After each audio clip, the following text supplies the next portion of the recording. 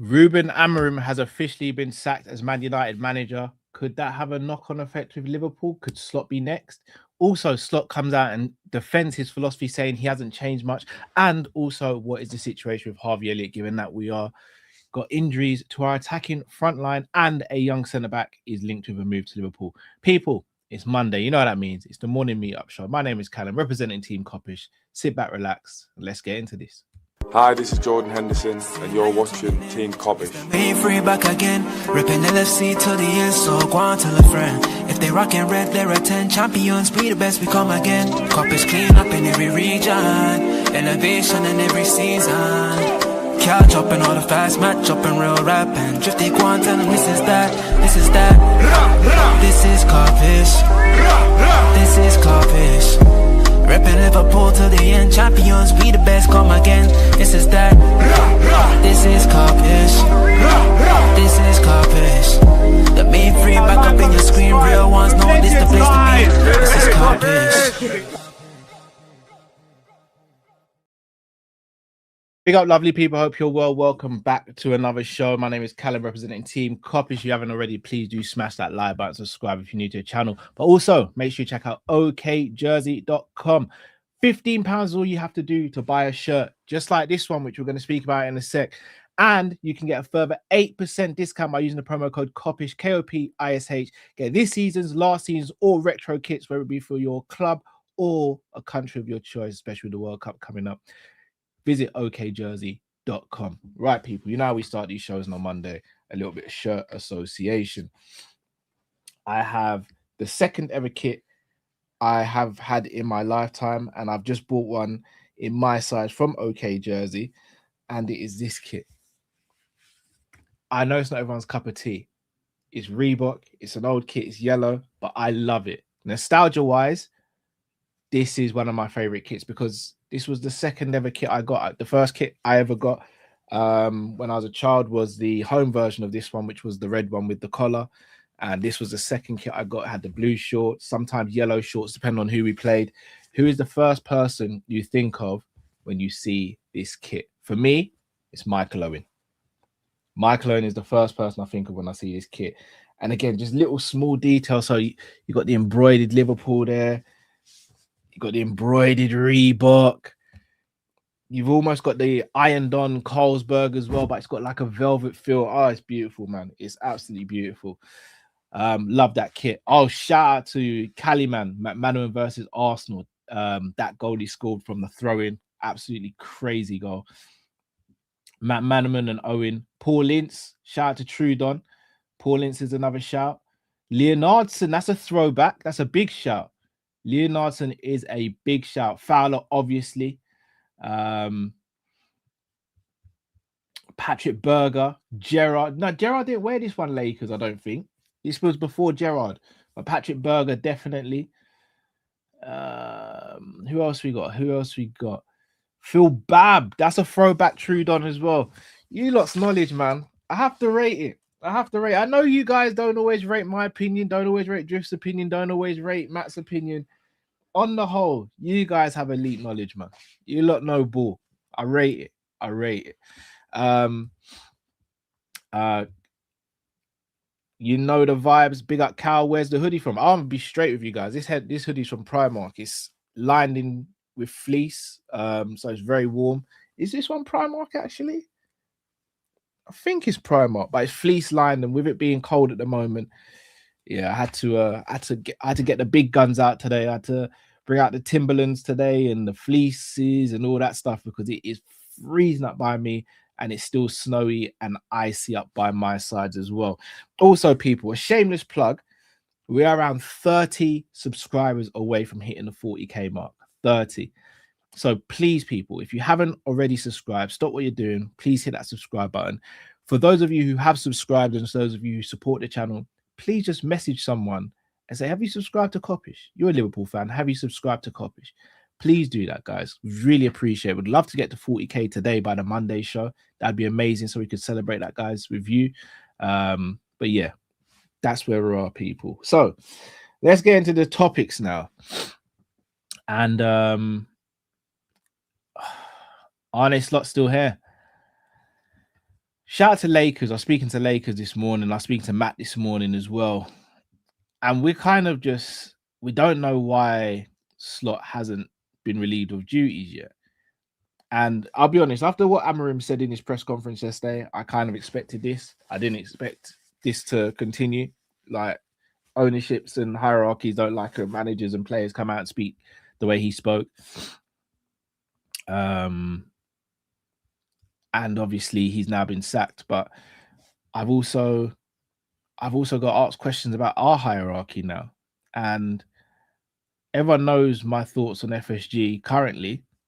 As much as I joke about it, everyone knows what my thoughts were on FSG previously. This is no longer just an Arne Slot problem. This is a Liverpool Football Club problem. And I don't know if this lands at the feet of Michael Edwards, Richard Hughes, John Dubb, Tom Werner. I don't know. But I'm sitting here and I'm going, Amorim and Maresca have both been sacked. Now, granted, they spoke up and said things that the hierarchy aren't going to be happy with. Okay, I get that. That's fair enough.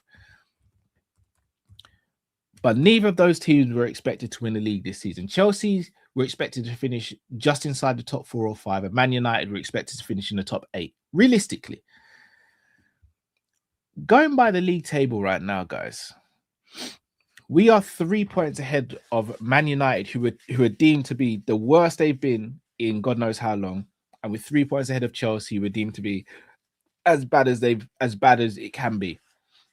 We are 3 points ahead of both these teams. We are 4 points ahead of Brentford. Now, I'm going to hold us to the same standard that I would hold other teams to.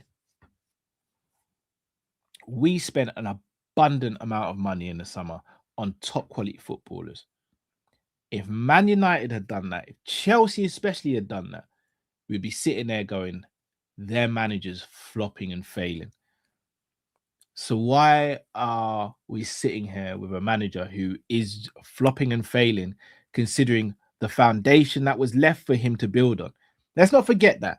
He won the league, and I credit him with that because he made small tweaks and small adaptations to a Klopp team. So I'll never sit here and be like, he won the league with Klopp's team. It's Klopp who really won the league. No, I'll never do that. Slot won the league. But the more I look at things, the more I feel Slot maybe won the league more because of individual brilliance as opposed to just down to tactics. Now, he was very good tactically last season. Very good. But I also said going into this season, this is the season where he proves himself because there was no pressure last season. But now I see Salah's dropped off in form and we're struggling and we have no Trent with build-up play. I'm sitting there going, how are we building up? How do we get the ball from back to front if Curtis Jones isn't playing? How do we create chances if Salah's not playing? And it's the same things over and over again. And I'm sitting there asking the question to not just you guys, but to FSG now. What has to happen for him to get sacked? And I think people don't realize the long-term effect that what's happening now is potentially going to happen long-term. He's damaging the potential short-term futures of players like Nioni, Rio, Bajcetic, Dans. He has completely destroyed the confidence of players like Chiesa, players like Harvey Elliott, who we'll speak about later on this show, Tyler Morton, who's come out and spoken about the fact that he was never going to get given chances. How is this happening? Then I look at the style of play. I look at the fact of Ibu still hasn't signed a new contract. And if I'm going to be honest, if I'm Ibu, would I sign a new contract to continue working with Slot? Probably not. Why would I? And the argument will be, well, Ibu wanted out anyway. Okay. I mean, he's spoken a few times saying that he loves Liverpool, wanted to stay, just wanted a better contract. But now, if his Slot staying, you think he's going to want to stay? Robbo been thrown to the curb pretty much, despite Kirk has not even been great this season. Bradley and Frimpong interchangeable. We know the situation with him and Salah, that's blown over. Isak didn't look happy before he got injured. Something's not right at Liverpool Football Club, and a lot of it stems from the manager. Not just that, guys. I keep on hearing people say, if we get top 4, we can just write the season off. No. You do realize just getting top 4 just means you're in the Champions League. If we're actually going to try and get top quality targets in the summer, do you not think that they want a bit of pedigree? If Slot stays beyond the summer, guys, which he shouldn't, but if he does, do you know how badly we're going to struggle to bring players in the summer? No one's going to want to play under him. No one's going to want to play in that system. You think players don't talk to each other and go, this guy just stubborn and arrogant? Something's got to change, and something's got to change fast. And if it doesn't, I shudder to think what's going to happen. And I always say this, hand on heart, full chest. I genuinely believe that this season and what he's doing is worse than what happened under Hodgson. And I'll explain why. Slot is a better manager than Hodgson. But the team Hodgson had and the state of the club when Hodgson was here is not comparable to what Liverpool have with Arne Slot. Remember, Hicks and Gillette brought in Roy Hodgson. You look at the tools that Hodgson had to work with. You maybe had about 4 or 5 good players in that squad. You'd probably say Aga, Skirtle, Carragher, Gerrard, and Torres. Those are the 5 good players in the squad. We have way more than 5 good players in this squad. Way more. So if anyone can gaslight me and say, this is not as bad as the Hodgson era, I had to live through the Hodgson era. Yeah, the Hodgson era was bad. This is worse considering you have all the tools at your disposal. If I have very little money and I'm not eating the best foods, I can live with that because I'm in that situation. If I'm rich and I'm still eating badly, that's now on me. I'm in a worse situation mentally than I was in before. This is not good. And look, I'm going to play a little excerpt from Slot's press conference where he speaks about his philosophy, because this one I really want to delve into, because I don't know if I can believe anything this guy says. So I'm going to play this, guys, and then we'll chop it up after this. No, I think we showed great resilience from the start. If you miss out on so many attacking options and you come here against Fulham, and they're a good team, having good ideas about football, and we hardly conceded a chance against them. I think they had one other chance in the second half when we maybe messed it up a little bit ourselves when they had a chip on the bar. But for the rest, I think we controlled the game. And yes, I would love us to create more from our ball possession. I can tell you this, my philosophy of football hasn't changed this year compared to all the seasons I was a manager before. But we have to do it with the players that we are available. And I think today 11 very good football players were on the pitch. Maybe not all of them in their normal position. But in the first half, they controlled the game. Just before they scored, we had exact. I'm going to pause it there. He says his philosophy hasn't changed. We are playing way less quick football than we were last season, and we're way less direct. Now, this is why I question his coaching, because if we're playing less direct, is that because we have no Trent? Is that because we have no Salah available at the moment? Because even when Salah's been here, the football's been just tiresome to watch. Boring. Lethargic. So your philosophy has changed because you've now packed the midfield because you stopped the bleeding of what you created in the first place. And then he says 7, 8 players who maybe not playing in their right positions. Why are they not playing in their right positions? Why was Curtis Jones out on the left when you've got Rio and Chiesa on the bench? Why? Why is Szoboszlai playing right wing when you've got Chiesa on the bench? Frimpong who can play there. Why? Why are these players on the bench, and why are you playing these players out of position then? Why is Mac, who was quote-unquote the number 10, our deepest line midfielder for large portions of that game? Why is Grav, who's meant to be the 6, more advanced than Szoboszlai on the right wing sometimes? Why is Jones, who's our best ball progressor in terms of passing, out on the left? Where was Wirtz's position? He does realize he's the one at power to make these decisions, right? Let's play this a bit more. The same chance from Cody Gakpo, which went on the other side of the post. And in the Okay. He speaks, and this is the stuff that triggers me again. He speaks about Gakpo and Wilson having the same sort of chances. For a start, they're not the same sort of chances. Shall I tell you why? Because Gakpo's first touch took him into a situation. Then he tried to create a bit of separation, and then he's hit the ball with his left foot, his weaker side. Wilson has run onto a shot, run onto a pass, taken a touch and dispatched with his strong side. So the two aren't the same Slot. Just because they're from the same area of the pitch, they're not the same shot because it's not the same profile of player taking it. For example, if you have Messi in one area of the pitch and you have another player in the same area of the pitch and they're both taking a shot, Messi's probably going to have a better chance because he's got a better left foot than most people. So once again, he's just using surface level stuff to try and justify his incompetence and our shortcomings. I'll play a bit more. second half, 2 disallowed goals, 2 goals scored, a header on the bar. 2 disallowed goals. Are we going to speak about the fact that Florian Wirtz's goal should have been offside? I'm a Liverpool fan and I'll take a result and I'll take the point. But if we're going to be fair, Arnie, let's speak about that as well. Let's speak about the fact that we got gifted a goal yesterday. Because we as Liverpool fans, we're very, very quick to speak about, oh, referees do us dirty and this, that, and the other. And they have. Referees have done us dirty. They really have. They absolutely have done us dirty over the last couple of years. Inter Milan game, a very, very soft penalty. Shouldn't have been given, in my opinion. And yesterday, we get a goal that was offside. It was offside. When we were watching it live on the watch long, we were like, that's offside. When they gave it, we were like, what? It was offside. So don't feed me this, oh, well, we hit the crossbar twice, had 2 goals disallowed.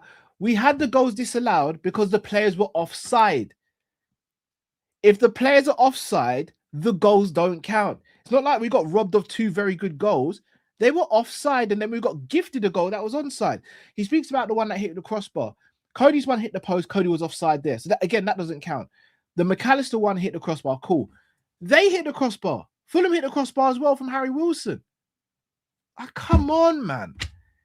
This guy is so tunnel vision in wanting to show everyone that we're unlucky. Or no, we're not unlucky. We're just poor because of you. Again, I'll play the rest. So things to like, but the result is again not what we may deserved. How is the result not deserved? How is the result not deserved? How is the draw not a fair result in that game? Again, I'm a Liverpool fan, but if I'm going to do content, I made a promise that I'm going to try and be as objective as possible. How did we deserve a draw in that game? Or sorry, how did we deserve anything more than a draw in that game? If anyone can tell me, and I don't want to hear the whole XG thing. I don't want to hear that. I don't want to hear that. If anyone can sit there and tell me how we deserved more than a draw, do let me know. Get this guy out, man, and get him out now. Get him out now. There are still, shout out to Gucci'd up. There are still 2 trophies to play for. We are not winning any of those trophies with this manager. Get him gone, please. Enough's enough. He's destroying the ethos of this club from a footballing standard. Big up to Jerry. Cal, you being too radical. Nah, I'm not radical enough yet, bro. I'm not radical enough. I am done with this nonsense. I really am done. And there'll be people out there who call me a fake fan and say, oh, you never walk alone is when, you know, you support the manager through thick and thin, you support the players through thick and thin. Yeah, but I'm also a Liverpool fan. And Liverpool's always going to be my priority, not individuals. Get him gone. That's all I'm going to say about that. Obviously, we'll speak about that later on in the show and any other news coming out. I want to touch on the situation with Harvey Elliott, guys. Still not being used by Aston Villa. Was linked to a move to the MLS, which he turned down. Why haven't we brought Elliott back? Why haven't we brought Elliott back? And it makes no sense to me. Again, I'm going to do a little thing on lineup builder just to explain my thought process on this, because I'm baffled, bemused, all the words you can think of. That's how I feel right now. We effectively play a 4-2-3-1 every game, apart from when we did the 4-4-2 diamond and everyone thought, oh, we're going to change over to a new system, and Slot says, no, we ain't. So we effectively play a 4-2-3-1, right? Let me share my screen. So if everyone's fit and on form, this is what I believe the manager's preferred front four is.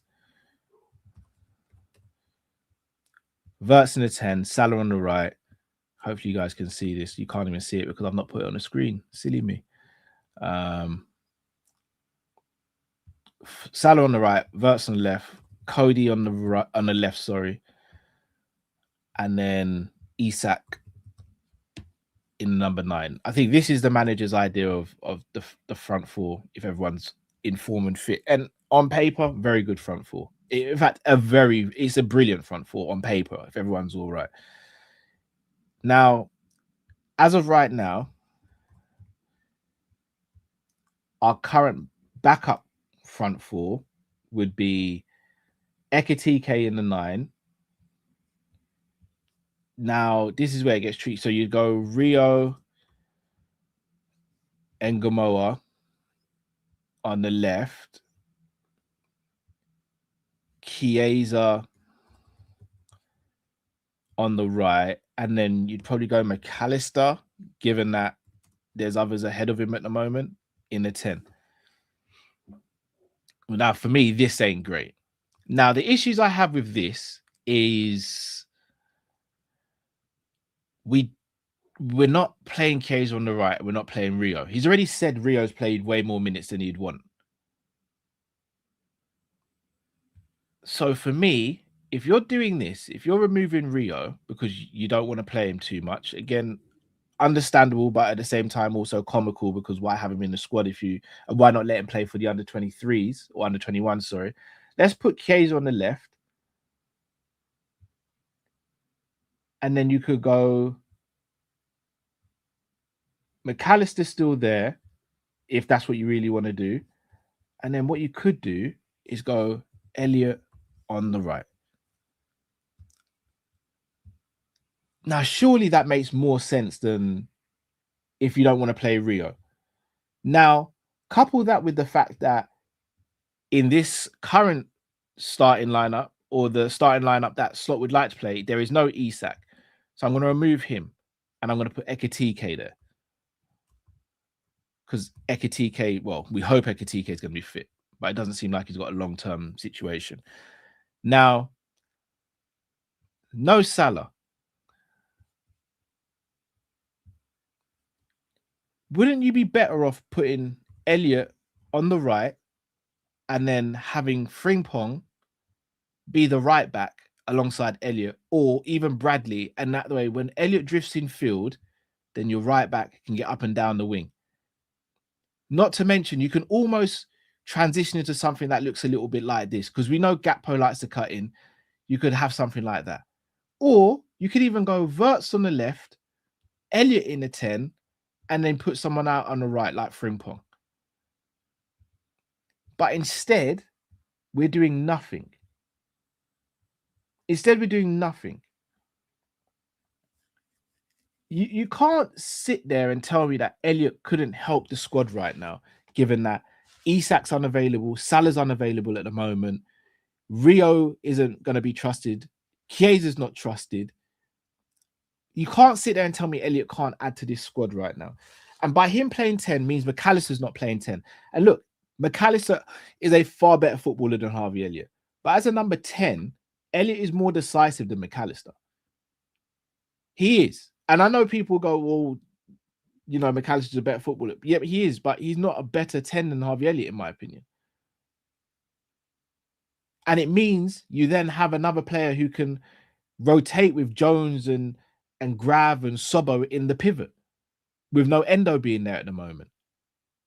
Why on earth are we leaving Elliott to hang out to dry there? Now, I know people turn around and say, well, Elliot made his bed, he should lie in it. He wanted to leave Liverpool. He wanted to leave Liverpool because he was getting no chances under this manager. And this is what I talk about with the whole long-term, short-term thing. And again, I'm going to throw my agenda out there. If Gerrard was here right now, if Gerrard came in tomorrow, I think we bring Elliot back off loan and we assess Elliot in the squad.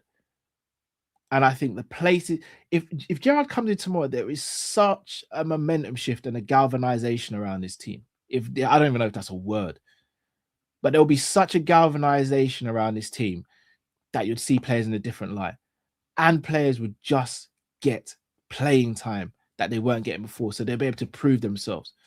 Not just that. Shout out to Skull 2531. Do you know how many times Elliot's been an impact off the bench? How many times have we needed impact off the bench this season? Elliot is someone who can do that. He did it under Klopp. He did it under Slot sometimes last season as well. Can we just bring him back off loan? It's not working at Villa. What is the point? What is the point? I don't know, man. I don't know. Finally, 2 young centre-backs have been linked. 2 17-year-olds, 2 6 foot plus. And I think this is good. Shout out to Nallo, shout out to Lucky, but neither of them seem like they're kind of going to be used by the manager, nor do I think they have much of a future here as well. If Kwanzaa wasn't able to get more minutes or seen as the future now or the current, then I don't think Nallo or Lucky will. Now, I'm not saying these 2 young players will. One of them, Ndueke, and the other one, Ndai, Mortala Ndai, both 17 years old. Both very highly rated, both very good. These are the sort of signings we need to be signing for the academy. I'll long say it. We are producing some good attacking products from the academy, but in terms of number 6s and centre-backs from the academy, it's been few and far between over the last few years, and we need to get back to that. So hopefully we can see what we do there. But look, people, I've had enough of a rant this morning. Probably not the sort of morning show you guys wanted, but it's how I feel. So I'm just going to be honest with you guys. Big up to John Conway, says, big up Callum. How are you and the family? The family's good, bro. I'm not too bad, brother. Hope you and the family are good as well, bro. Shout out to Rosa as well. Big up yourself, Rosa. Says, VV said the same thing about overloads and did a lot of long balls in the first half, but none in the second. Do you think Slot told him to stop and VVD got mad?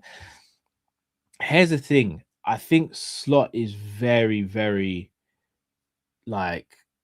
very control heavy in terms of possession. And I think even though Trent opened up the game a lot, I think it probably frustrated him a lot that Trent did those Hollywood passes. And let's be real, again, I'm not going to do the revisionism. There were games where Trent would spam passes and crosses and we sit there and go, bro, you use your footballing ability. Don't just rely on your passing and crossing all the time, because you can actually beat a player. You can actually dribble and you can actually dictate a game with your short tempo passing as well. So yeah, that probably did frustrate him, but at the same time, we literally have nothing. It's so pedestrian now. But at the same time, I asked you, Rosa, if Virgil was playing the ball out to the wing, who's he kicking it to? Can't play it to Szoboszlai because Szoboszlai is inverted. He can't play out to Wirtz because Wirtz is inverted. Can't play out to Kerkez because Kerkez ain't too far away from him a lot of the time. He can't play out to Bradley because Bradley's inverted as well. The system stinks. The system is terrible. So look, people, I'm going to wrap up here. I think, Martin, you asked, am I doing combat catch-up? I'm not today, no. I'm probably going to do a later show, so maybe around 7-ish maybe. So look out for that, guys, on the Sanderson show. But as I asked again, guys, check out okjersey.com. Also, check out Kopish and subscribe if you haven't already, guys.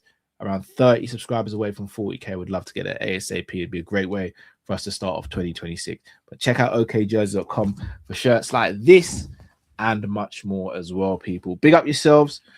Until we speak to you a bit later, we'll have the Great 8 show at some point this afternoon/evening as well. Thank you all for watching and listening. Till I see you again. Stay safe, stay blessed.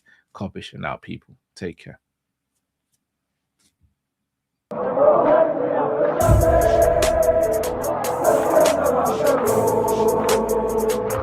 Yeah.